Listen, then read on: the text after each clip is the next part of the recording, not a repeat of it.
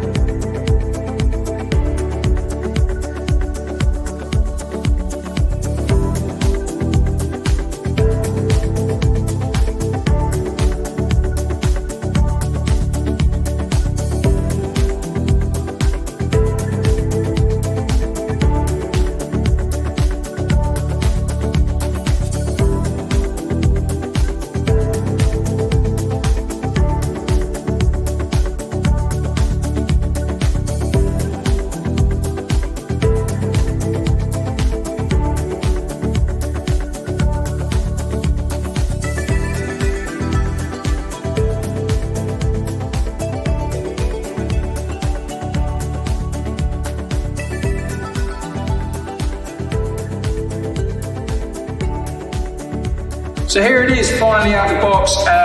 First impressions, I'm super excited. There's some subtle differences and some major ones that go along with it that we're going to break down next week. We're going to take it for a ride up in the forest, subscribe to the channel, and we will give you a full rider analysis and review early next week.